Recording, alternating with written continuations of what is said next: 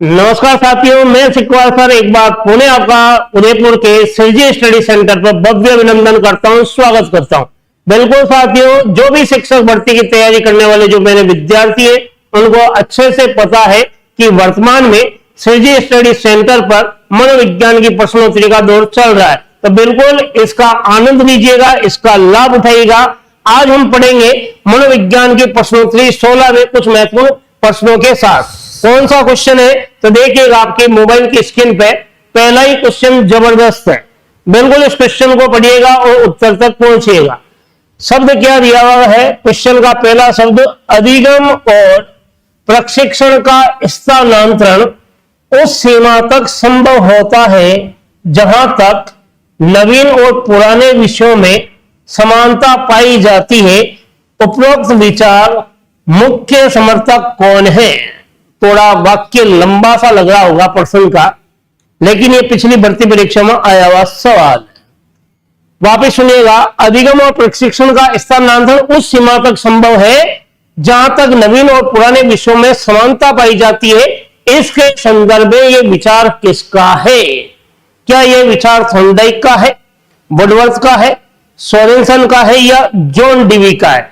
देखिएगा, पुराने और नवीन, पुराना ज्ञान और नवीन ज्ञान अर्थात समांतर को लेकर जिस व्यक्ति ने बात की वो व्यक्ति तो कौन है? थॉर्नडाइक। तो आंसर तो क्या हो गया, आपको मिल गया होगा, थॉर्नडाइक।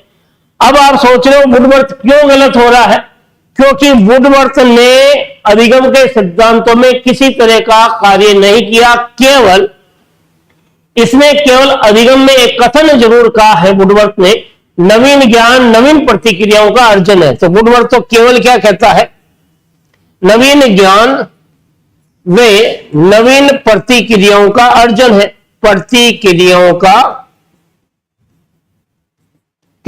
अर्जन है, यह बात कहता है। तो यहां पर अधिगम और प्रशिक्षण का स्थानांतरण उस सीमा तक संभव है जहां तक नवीन और पुराने विषयों में समानता की बात हो रही है। पुराने और नए विषयों में समानता की बात हो रही है। यहां पर समानता को लेकर क्या कहा गया? कुछ भी नहीं कहा गया। यह तो कह रहा है नवीन ज्ञान ही नवीन प्रतिक्रिया करने के लिए बाध्य करता है। तो यह विकल्प क्या हो गया? गलत। सोरेनसन ने अभिप्रेरणा के बारे में कहा, क्या कहा? अभिप्रेरणा अधिगम का आधार है। अभिप्रेरणा अधिगम का आधार है। अधिगम का क्या है? आधार। तो इस दृष्टि से ये सोरेनसन वाला कथन भी क्या हो गया साथियों? गलत हो गया। फिर यदि बात करें जॉन डीवी, तो जॉन डीवी एक शैक्षिक दार्शनिक था जिसने लोकतंत्रीय शिक्षा को लेकर काफी कहा और इसे लोकतंत्रीय शिक्षा का प्रतीक भी माना गया। तो ये लोकतंत्रीय शिक्षा को लेकर चर्चा करता है, लोकतांत्रिक या लोकतांत्रिक शिक्षा को लेकर। तो बिल्कुल आप समझ गए होंगे आखिर जॉन डीवी क्यों गलत हुआ। और थॉर्नडाइक की एक ऐसी शख्सियत थी, ये थॉर्नडाइक वही व्यक्ति है जो प्रथम शैक्षिक मनोवैज्ञानिक है। कौन है? प्रथम शैक्षिक मनोवैज्ञानिक है। मनोवैज्ञानिक के साथ ही इसे शिक्षा मनोविज्ञान का जनक भी कहते हैं। इसे क्या कहते हैं? शिक्षा मनोविज्ञान का जनक भी कहते हैं। यही वो व्यक्ति है जिसने इस बात को कहा कि अधिगम और प्रशिक्षण का स्थानांतरण उस सीमा तक संभव होता है जहां तक नवीन और पुराने विषयों में समानता पाई जाती है। यह विचार था, थॉर्नडाइक का विचार था, जिसे हम समरूपता के सिद्धांत के नाम से भी जानते हैं, सादृश्यता के नाम से भी जानते हैं। तो आपको इस बात का आभास हो गया होगा साथियों, आखिर ए ऑप्शन क्यों सही हुआ। चलिए नेक्स्ट क्वेश्चन की ओर। निम्न में से किस मत के अनुसार बच्चे सिर्फ अनुमंडन के द्वारा नहीं अपितु अन्य व्यक्तियों को देखकर अनुकरण करके सीखते हैं? लगाइए दिमाग अपना और उत्तर तक पहुंचिए। निम्न में से किस मत के अनुसार बच्चे सिर्फ अनुमंडन के द्वारा नहीं अपितु व्यक्तियों को देखकर और अनुकरण करके सीखते हैं? देखो, अनुमंडन की बात होती है तो ये प्रयास और त्रुटि में भी अनुमंडन की बात हुई, तो ये विकल्प होगा ही नहीं, क्योंकि ये तो केवल थॉर्नडाइक के द्वारा दिया गया सिद्धांत है और उद्दीपक अनुक्रिया को लेकर बात करता है। और उद्दीपक और अनुक्रिया के बीच में क्या होता है? अनुमंडन स्थापित होता है, तभी बच्चा सीखता है। और सूच की यदि बात करते हो तो ये आकस्मिक सीखने की बात कह रहा, आकस्मिक अचानक सीखने की बात, तो ये विकल्प भी क्या है, नहीं होगा। अब आप सोच रहे हैं संबंधवाद, संबंधवाद का एक नाम व्यवहारवाद है, और जितने भी व्यवहारवादी है, यदि व्यवहारवाद की बात करते हैं, वो यंत्रमत को महत्व देते हैं। किसको महत्व देते हैं? यंत्रमत को महत्व देते हैं। तो आप ये सोच रहे हैं आखिर विकल्प आपके सामने कौन सा सही हो रहा है? सामाजिक। सामाजिकता को लेकर यदि बात करें, सामाजिक अधिगम के सिद्धांत को किसने दिया? बांडुरा ने दिया था। किसने दिया साथियों? बांडुरा ने दिया था। और उसी में इस बांडुरा ने ही अपने सिद्धांत में अनुकरण को महत्व दिया था। किसको महत्व दिया था? क्योंकि बालक अनुकरण के द्वारा सीखता, ये बात बांडुरा ने कही थी, जिसका समर्थन वाल्टर मोदे के द्वारा भी किया गया। तो बी विकल्प क्या हो रहा है? बिल्कुल सही हो रहा है, क्योंकि इसी विकल्प में अनुबंधन को इतना महत्व नहीं दिया, बल्कि अनुकरण को क्या दिया? महत्व दिया गया। चलिए अगले क्वेश्चन की ओर। क्वेश्चन नंबर 3 बहुत ही जबरदस्त है, आप अच्छे से पता है। रॉबर्ट गेने ने अधिगम की कुल कितनी परिस्थितियां बताई? देखिएगा, नाम आ रहा आपके सामने रॉबर्ट गेने, और गेने ने एक पुस्तक लिखी थी। क्या लिखी थी? एक पुस्तक लिखी थी। उस पुस्तक का नाम था अधिगम की शर्तें। क्या नाम था?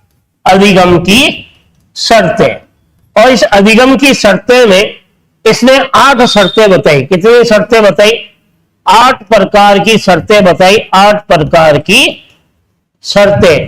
तो अब सोचिएगा, यहां पर सवाल क्या पूछा जा रहा है कि रॉबर्ट गेने ने कुल कितनी परिस्थितियां बताई, कितनी शर्तें बताई? तो 8। क्या इसमें ऑप्शन में 8 है? बिल्कुल 8 है। तो पहला ही विकल्प क्या हो गया? सही हो गया। 7 गलत हो गया, 10 गलत हो गया, और 5 भी गलत हो गया। अब 8 शर्तें कौन सी थी? संकेत अधिगम, उद्दीपक अनुक्रिया अधिगम, श्रृंखला अधिगम, शाब्दिक अधिगम, बहुविवेदन अधिगम, प्रत्यय अधिगम, सिद्धांत अधिगम और समस्या समाधान अधिगम। तो ये कितनी थी? 8 शर्तें जो मैंने बोलकर आपको बताई। चलिए अगले क्वेश्चन की ओर। क्वेश्चन नंबर 4, बच्चों के नैतिक निर्णय पुस्तक के रचनाकार कौन है? क्या हिलगार्ड है, जॉन डीवी है, या वाटसन है, या जीन पियाजे? एक एक विकल्प पर चर्चा करेंगे। मात्र एकमात्र उदयपुर का सिरजी स्टडी सेंटर ही है जहां मनोविज्ञान की प्रश्नोत्तरी पर हर विकल्प पर चर्चा होती है। देखिएगा, बच्चों के नैतिक निर्णय पुस्तक के रचनाकार कौन सी पुस्तक के? बच्चों के नैतिक निर्णय नामक पुस्तक किसने लिखी? देखिएगा, हिलगार्ड ने जो पुस्तक लिखी, उस पुस्तक का नाम है थ्योरीज ऑफ लर्निंग। क्या नाम है? थ्योरीज ऑफ लर्निंग पुस्तक के रचनाकार कौन है? हिलगार्ड। तो ये पहला विकल्प तो क्या हो गया? गलत हो गया। जॉन डीवी की यदि बात करें, तो जॉन डीवी ने जो पुस्तक लिखी, उस पुस्तक का क्या नाम है? Text book of psychology. Text book of psychology. तो बिल्कुल आप समझ गए होंगे, टेक्स्ट बुक ऑफ साइकोलॉजी पुस्तक जॉन डीवी ने लिखी। तो यह विकल्प भी क्या हो गया? गलत हो गया। यदि आप मानते हो वाटसन, तो यह ऑप्शन बिल्कुल बिल्कुल गलत है। क्यों? वाटसन ने जिस पुस्तक के बारे में लिखा वो था व्यवहारवाद। तो आपके सामने विकल्प क्या बचा साथियों? जीन पियाजे। तो जीन पियाजे ने जो पुस्तक है वो बच्चों के नैतिक निर्णय लिखा।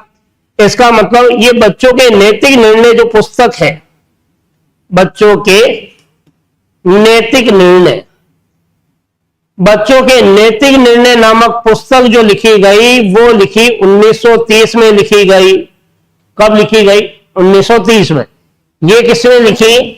ये जीन पियाजे ने लिखी। इसके अलावा जीन पियाजे ने बाल चिंतन की भाषा भी पुस्तक लिखी है।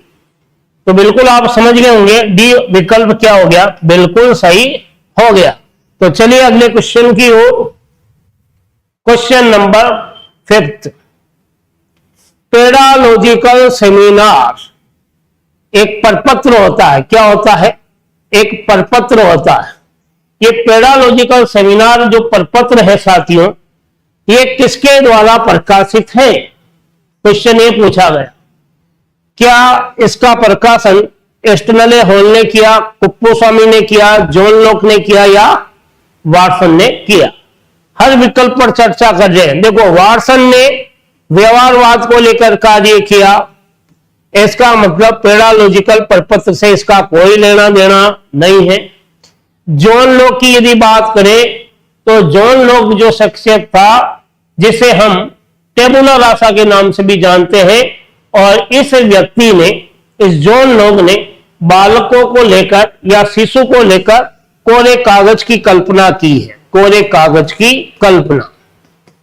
तो बिल्कुल आप समझ गए होंगे ये विकल्प भी क्या हो गया? गलत। कुप्पूस्वामी ने संवेगों के अंतर्गत कार्य किया, और संवेग यदि विचलित नहीं होते तो व्यक्ति अच्छे से समायोजित रह सकता है।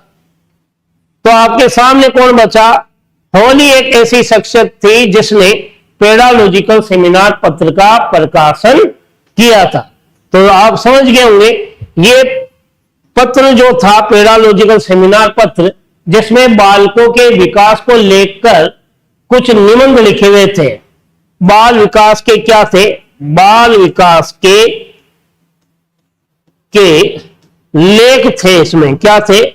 लेख छपे हुए थे।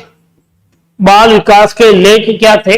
छपे हुए थे साथियों। तो आप समझ गए होंगे आखिर पेडालॉजिकल सेमिनार पत्र का प्रकाशन एस्टनले हॉल के द्वारा किया गया, जिसमें बालकों के विकास को लेकर कुछ निबंध होते थे, उसमें लेख प्रकाशित होते थे।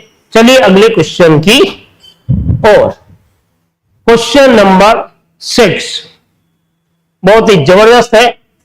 प्रथम बाल निर्देशन क्लिनिक किसने खोला था? पहला बाल निर्देशन क्लिनिक खोलने का श्रेय किसे दिया गया? थॉर्नडाइक को नहीं दिया गया, क्रोवेकरो को भी नहीं दिया गया, विलियम हिंडली को दिया गया, कुक को नहीं दिया गया। क्यों नहीं दिया गया? विलियम हिंडली ने पहला बाल निर्देशन क्लिनिक खोला था। पहला बाल निर्देशन क्लिनिक कहां खोला था? यह अमेरिका में खोला था, और अमेरिका के न्यूयॉर्क शहर के अंतर्गत इसने चर्चा भी की थी। इसके अलावा शिकागो में यह स्थापित किया गया। तो कहने का मतलब ये प्रथम बाल निर्देशन जो क्लिनिक खोला गया, और यह निर्देशन क्लिनिक के बाद वर्तमान में हम विद्यालयों में जो कैरियर डे बनाते ना, तो इस विलियम हिंडली की ही देन है साथियों। तो आप समझ गए होंगे ये सी विकल्प क्यों सही हो रहा है। लेकिन थॉर्नडाइक ने केवल क्या है? शिक्षा मनोविज्ञान को लेकर कार्य किया। शिक्षा मनोविज्ञान को लेकर कार्य किया था, बाल विकास पर इसका इतना योगदान नहीं। क्रो एवं क्रो ने केवल 20वीं शताब्दी को शिशु शताब्दी कहा। 20वीं शताब्दी शिशु शताब्दी है या बालकों की शताब्दी है? यह बात किसने कही थी? ये क्रो ने कही थी। और विलियम हिंडली जो था इसने केवल प्ले शब्द को दिया था। प्ले शब्द को लेकर चर्चा की,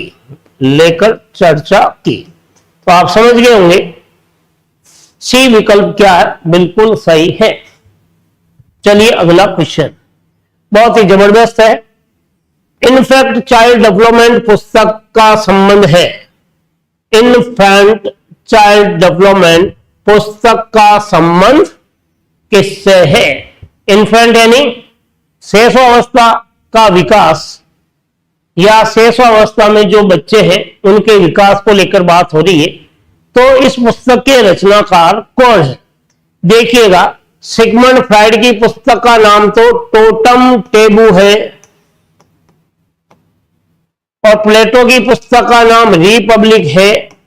तो ये दोनों ही विकल्प तो क्या हो गए? गलत हो गए। और जेम्स ब्रेवर की यदि बात करें तो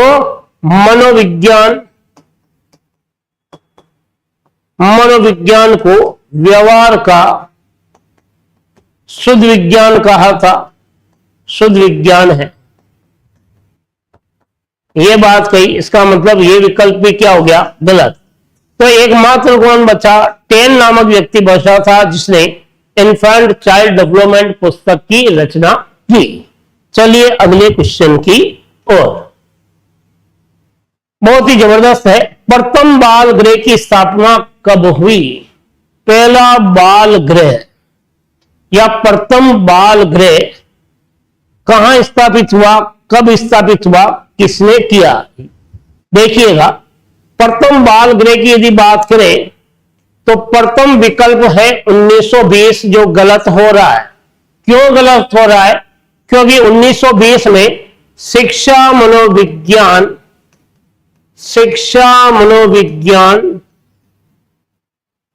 का स्पष्ट स्वरूप आया था। और स्पष्ट स्वरूप कौन लेकर आए थे? लेकर आने वालों में थॉर्नडाइक का नाम, इसके अलावा जड़ का नाम, इसके अलावा टर्मन का नाम, इसके अलावा स्टनले हॉल का नाम, इसके अलावा फ्रोबेल का नाम आता है। तो समझ गए होंगे 1920 में बाल गृह, प्रथम बाल गृह स्थापित नहीं हुआ था। यदि आप सोच रहे हैं प्रथम बाल गृह 1830 में हुआ क्या, तो यह विकल्प भी क्या हो गया? गलत हो गया। क्योंकि 1830 में एक व्यक्ति हुआ है लुई ब्रेल। क्या नाम है? लुई ब्रेल ने ब्रेल पद्धति दी थी। ब्रेल पद्धति दी थी। और ये ब्रेल पद्धति जो दी थी, ये किसके लिए थे? अंधे बालकों को पढ़ाने में काम आती थी। अंधे बालकों को पढ़ाने में उपयोगी थी। क्या थी? उपयोगी थी। तो 1830 का विकल्प भी क्या हो गया साथियों? गलत हो गया। 1905 की यदि बात करें तो 1905 का विकल्प भी क्या है? गलत है। क्यों है? प्रथम बुद्धि परीक्षण का निर्माण हुआ। प्रथम बुद्धि परीक्षण निर्मित हुआ था। बुद्धि परीक्षण किसके नेतृत्व में हुआ था? एक तो है बीने और एक है साइमन। और पहला बुद्धि परीक्षण 1905 में बना, जो कि शुरुआत में फ्रेंच भाषा में था। क्लियर यहां तक? तो आपका विकल्प जो सही है वो 1887 बिल्कुल सही माना जाएगा। और 1887 में ही प्रथम बाल गृह या सुधार गृह की स्थापना हुई। और यह पहला सुधार गृह अमेरिका के कौन सा शहर था? न्यूयॉर्क शहर में स्थापित हुआ था। जो बालकों के सुधार को लेकर या उनके निदानात्मक परीक्षण को लेकर यहां पर चर्चा होती थी। तो चलिएगा, डी विकल्प क्यों सही हुआ आपको पता हो गया होगा। इसका सही होने का कारण डी क्या है? बिल्कुल सही है। क्वेश्चन नंबर 9, साइकोलॉजिकल टाइप पुस्तक के रचनाकार, थोड़ा पेन भी चेंज कर लेते हैं साथियों। साइकोलॉजिकल टाइप मनोविज्ञान के प्रकार पुस्तक के रचनाकार कौन है? नीचे से शुरुआत करते हैं। थॉर्नडाइक नहीं है। थॉर्नडाइक ने एनिमल इंटेलिजेंसी और शिक्षा मनोविज्ञान पुस्तक लिखी थी। तो शिक्षा मनोविज्ञान का संबंध तो किससे है? इसका संबंध थॉर्नडाइक से है। और एनिमल इंटेलिजेंसी का भी संबंध किससे? थॉर्नडाइक से। इसलिए डी विकल्प तो क्या हो गया? गलत। जीन पियाजे की यदि बात करो तो जीन पियाजे ने साइकोलॉजिकल टाइप पुस्तक नहीं लिखी है। तो जीन पियाजे ने क्या लिखा है? एक तो किताब लिखी बाल चिंतन की भाषा, और फिर एक किताब लिखी संसार के बच्चों के विचार, फिर लिखी बच्चों के नैतिक निर्णय। तो जीन पियाजे की कितनी किताबें हो गई? 3 किताबें हो गई। बाल चिंतन की भाषा, संसार के बच्चों के विचार और बच्चों के नैतिक निर्णय। अब हम बात करते हैं क्या फॉर कथन फ्राइड ने किताब लिखी। तो देखिएगा, फ्राइड ने साइकोलॉजिकल टाइप पुस्तक नहीं लिखी है। फ्राइड की किताब का नाम था, पहली किताब तो लिखी टोटम टेबू। दूसरी किताब की यदि बात करें तो इसने लिखी एवरीडे। क्या लिखा है? Everyday life in psychology. Everyday life in psychology, जीवन का प्रत्येक दिन ही क्या है? मनोविज्ञान है। तो आप समझ गए होंगे विकल्प के रूप में उत्तर क्या हो गया? जुंग बिल्कुल सही हो गया। ये ए ऑप्शन सही है। इसी में साइकोलॉजिकल टाइप पुस्तक के रचनाकार कौन है? जुंग है, जिसने विश्लेषणात्मक सिद्धांत को दिया था। कौन सा सिद्धांत दिया था? जुंग ने विश्लेषणात्मक सिद्धांत दिया था। मनोविश्लेषण तो सिगमंड फ्राइड ने दिया था, और विश्लेषणात्मक सिद्धांत का संबंध किससे है? इसे जुंग से है। इसी ने ही साइकोलॉजिकल टाइप नामक पुस्तक को लिखा। चलिए अगले क्वेश्चन की ओर। क्वेश्चन नंबर 10 बहुत ही इंपॉर्टेंट है, कई बार पूछा हुआ है, पूछा जा सकता है। फ्राइड के अनुसार मस्तिष्क में अचेतन मन का कुल भाग कितना होता है? देखिएगा, चेतन मन का कुल भाग तो 1/10 है, तो ये तो हो गया चेतन मन। और 3/4 की भी बात करते, विकल्प होता ही नहीं। 10/3 का भी विकल्प होता नहीं, तो विकल्प क्या बचा? 9/10। ये अचेतन मन में मस्तिष्क का कुल भाग। कौन से? अचेतन मन में मस्तिष्क। तो कहने का मतलब अचेतन मन में यदि बात कर रहे हैं कि मस्तिष्क में अचेतन मन का कुल भाग, तो मस्तिष्क में अचेतन मन का कुल भाग कितना बताया? 9/10। और मस्तिष्क में चेतन मन का कुल भाग कितना बताया? 1/10। और इस अचेतन मन की तुलना सिगमंड फ्राइड ने किससे की है? पानी में तैरते हुए बर्फ के टुकड़े से की है। किससे की है? बर्फ के टुकड़े से। तो आप समझ गए होंगे आखिर 9/10 विकल्प क्यों सही हुआ। तो बिल्कुल आप समझ गए होंगे सी विकल्प क्या हो गया? सही। चलिएगा अगले क्वेश्चन की ओर। क्वेश्चन नंबर 11, शारीरिक शिक्षा में व्यक्तित्व का विकास किसके तहत होता है? बहुत ही जबरदस्त है। फिजिकल एजुकेशन में या शारीरिक शिक्षा में पर्सनालिटी का विकास किसके तहत होता है? क्या मानवतावाद के तहत होता है? नहीं होता। यहां पर मानवीय दृष्टिकोण की बात हो रही है। मानवीय दृष्टिकोण, तो मानवतावाद में तो मानवीय दृष्टिकोण का उल्लेख होता है। प्रकृतिवाद भी नहीं होगा, क्योंकि ये प्राकृतिक सौंदर्य को लेकर चर्चा हो रही है। प्राकृतिक सौंदर्य की बात को लेकर चर्चा होती है, तो ये भी नहीं है। व्यवहारवाद जो कि केवल रटंत पर आधारित है, तो इसमें भी व्यक्तित्व को लेकर कोई भी चर्चा नहीं है। तो शारीरिक शिक्षा में आदर्शवाद व्यक्तित्व के विकास को लेकर चर्चा करता है। तो डी विकल्प क्या हो गया? बिल्कुल सही हो गया। क्वेश्चन नंबर 12, कोई भी दो व्यक्तियों का परस्पर एक सा ना होना क्या कहलाता है? बहुत ही जबरदस्त है साथियों, ध्यान से पढ़िएगा।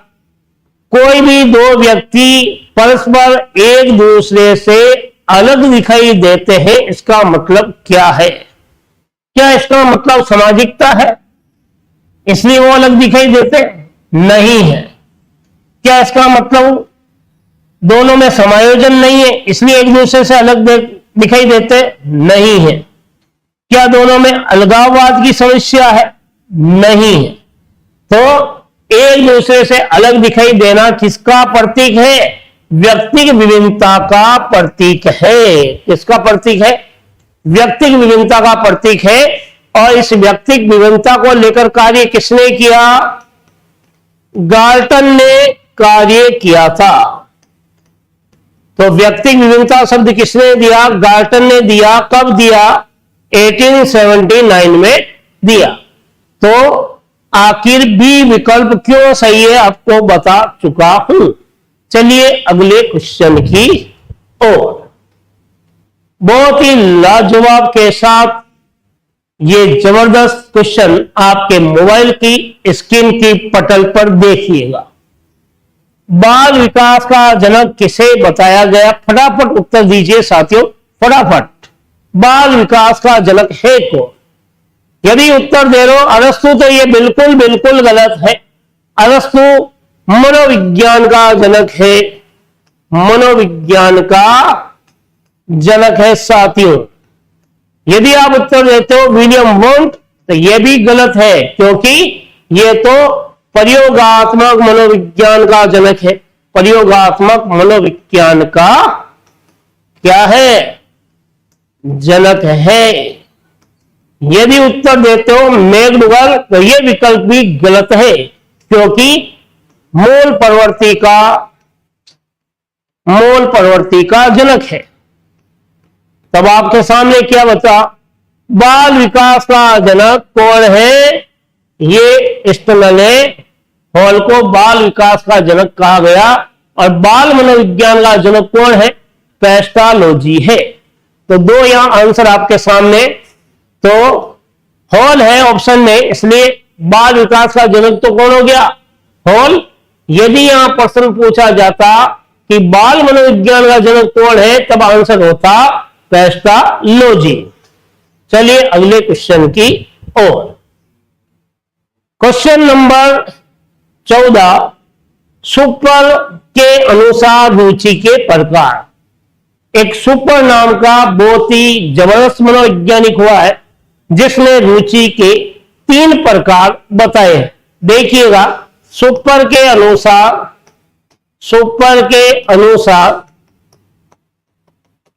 रुचि के प्रकार।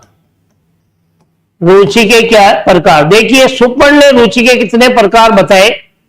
यदि इन 3 के अलावा और कोई होगा, वो अलग होता जाएगा। तो सुपर ने पहला रुचि का पहला प्रकार बताया था, परीक्षित रुचि बताया था। परीक्षित रुचि ये पहला प्रकार था। तो आप समझ गए होंगे, ये ऑप्शन में तो है। फिर यदि बात करें दूसरा प्रकार, इसने क्या बताया था? दूसरा प्रकार इसने बताया था परपत्र रुचि। क्या बताया था? परपत्र रुचि। तो ये विकल्प भी क्या है? तीसरा प्रकार इसने बताया था केवल क्या है? अभिव्यक्त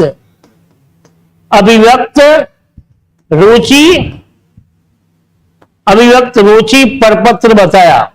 तो ये है क्या? बिल्कुल है, तीनों है। इसका मतलब विकल्प कौन सा सही हो रहा है? सभी क्या हो रहा है? सही। तो यहां तीनों ही विकल्प दे दिए गए। सुपर के अनुसार रुचि के प्रकारों का उल्लेख हुआ है, इसे ही हम रुचि के प्रपत्रों का उल्लेख भी मान लेते हैं। चलिए अगले क्वेश्चन की ओर।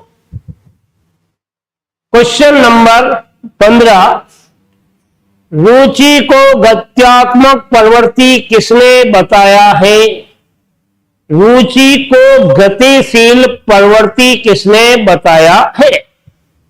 देखिएगा, रुचि को गत्यात्मक प्रवृत्ति की यदि हम बात करते हैं, तो पहला ऑप्शन बिल्कुल बिल्कुल गलत है।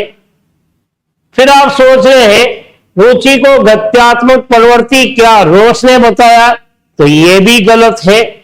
यदि आप सोचते हैं करो एंड करो, तो यह विकल्प क्या हो गया? गलत। तो रुचि को गत्यात्मक कहने का श्रेय किसे दिया गया? गत्यात्मक कहने का श्रेय जेम्स डेवर को दिया गया। अब आप सोच रहे हैं करो एंड करो और ये लॉस क्यों है? क्योंकि रोस ने रुचि को लेकर बात नहीं की, इसने तो बाल्य अवस्था को मिथ्या परिपक्वता का काल का, मिथ्या परिपक्वता का काल काल बताया है। यदि आप सोच रहे हैं तो क्रो क्यों गलत हुआ, इसने केवल अधिगम में एक बात कही, आदत ज्ञान वे अभिवृत्ति का अर्जन, अभिवृत्ति का अर्जन, तो ये विकल्प भी क्या हो गया, गलत। बंकी गम की यदि हम बात करते हैं तो इसने मनोवृत्ति को लेकर भी कथन का और धारणा पर आधारित प्रवृत्ति का उल्लेख किया है। धारणा पर आधारित प्रवृत्ति। तो अब आप समझ गए होंगे आखिर विकल्प क्या हो गया, बी बिल्कुल क्या हो गया, एकदम सही हो गया। चलिए अगले क्वेश्चन की ओर। क्वेश्चन नंबर 16, संपर्तीय उपलब्धि प्रतिमान के मुख्य प्रवर्तक कौन है। संपर्तीय यानी कॉन्सेप्ट और उपलब्धि आपकी एबिलिटी या योग्यता है। क्या इसका संबंध वुडवर्थ से है, तो नहीं है। वुडवर्थ का संबंध पर्सनालिटी विधि से होता है। देखिए प्रत्येक विकल्प पर चर्चा करके उत्तर तक पहुंचाने का प्रयास कर रहा हूं। प्याजे की बात करें तो नहीं है, इसका संबंध संज्ञानात्मक विकास से है। आशुभेद की बात करें तो यह भी विकल्प गलत है, इसका संबंध अग्रिम संगठन प्रतिमान से है, मॉडल से है। तो आपको समझ में आ गया आपका विकल्प कौन सा सही हो गया, ये ब्रूनर सही है। ब्रूनर नहीं, संपर्तीय उपलब्धि प्रतिमान को दिया था। तो सी विकल्प क्या हो गया साथियों, बिल्कुल सही हो गया। चलिए नेक्स्ट क्वेश्चन की ओर। समझ में आ रहा होगा आपको, हर बिंदु बार हमने क्या कर रहे, चर्चा कर रहे। क्वेश्चन नंबर 17, शब्द आया जन्मजात और अर्जित प्रेरकों का वर्गीकरण किसने किया। देखिएगा जन्मजात और अर्जित प्रेरकों के वर्गीकरण की बात हो रही। चलो थोड़ा सा पानी भी पी लेते हैं और फिर चर्चा करते हैं इन जन्मजात और अर्जित प्रेरक को लेकर किसने बात कही।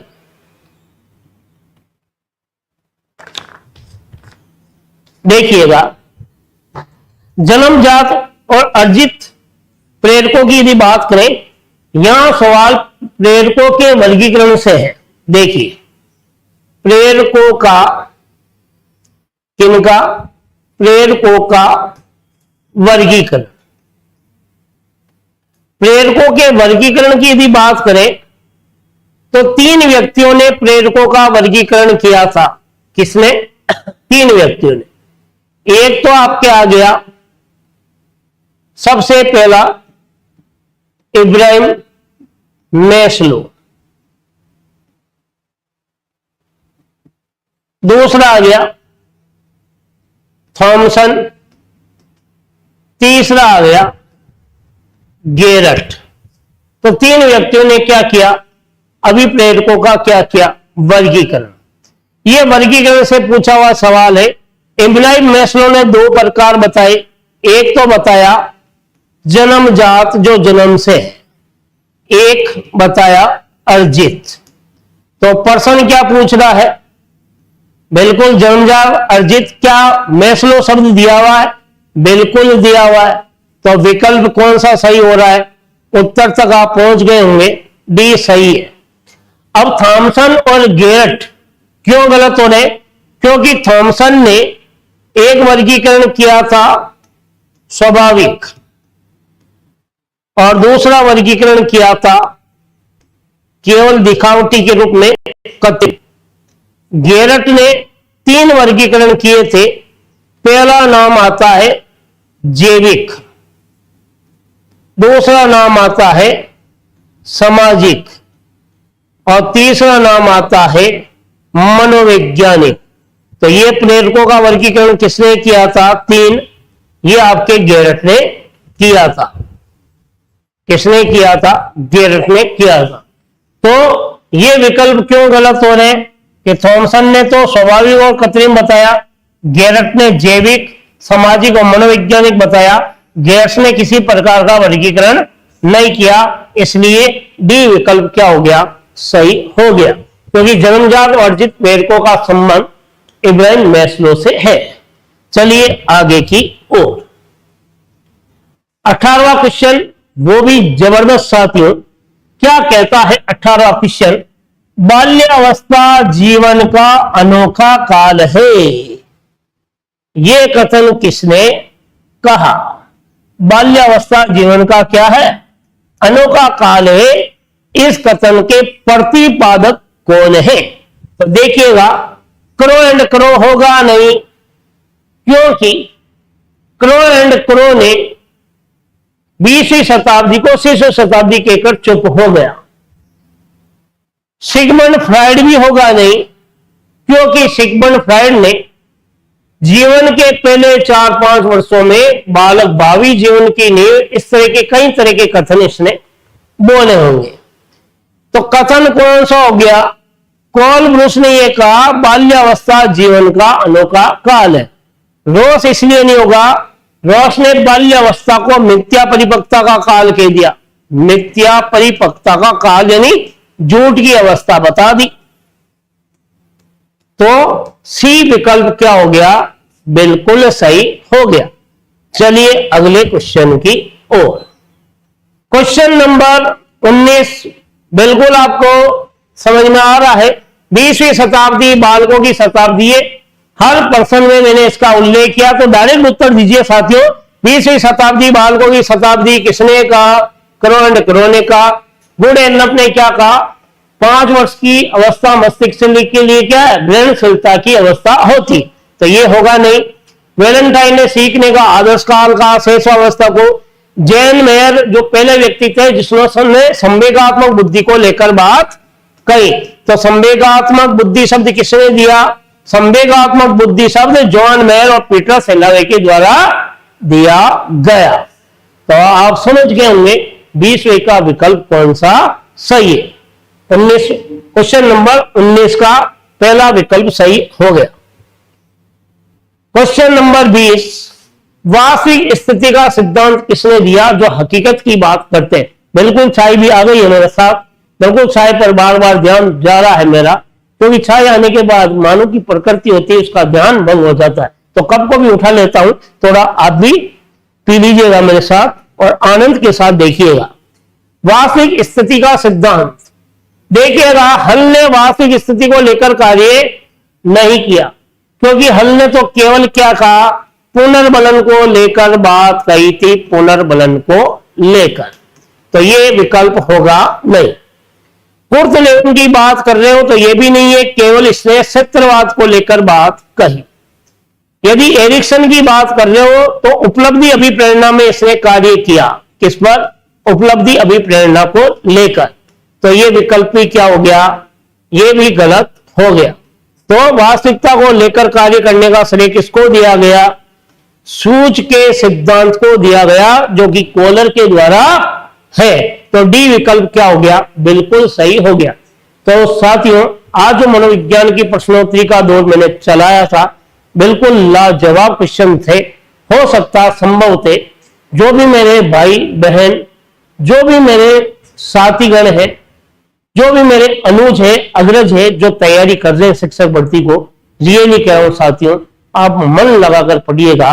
बिल्कुल मनोविज्ञान के हर कॉन्सेप्ट पर भी मैं चर्चा करूंगा। अभी तो मनोविज्ञान की प्रश्नोत्तरी का दौर चल रहा है, जिससे आप अपना स्वयं का आंकलन कर सकते हो कि अब तक आपने क्या पढ़ा है। आप खुद का मूल्यांकन खुद कर सकते हो। बिल्कुल उदयपुर की सर्जी स्टडी ही सेंटर ही एक ऐसा मात्र है जहां मनोविज्ञान की प्रश्नोत्तरी का दौर निरंतर चलायमान रखा जाएगा और चल रहा है। किसी भी साथियों को किसी भी प्रश्न को लेकर यदि कोई भी चर्चा करनी हो तो ऑनलाइन और ऑफलाइन दोनों उनके लिए मैं सदैव उपलब्ध रहूंगा। अगले वीडियो में फिर मुलाकात करेंगे। तब तक साथियों, आप चाय का भी आनंद लीजिएगा, आप अपना ख्याल भी रखिएगा और निरंतर पूर्ण मन और तन और जो भी आपके पास है उसको न्यायोचित तरीके से एकाग्रचित होकर निरंतर अध्ययन कीजिएगा। जय हिंद, जय भारत।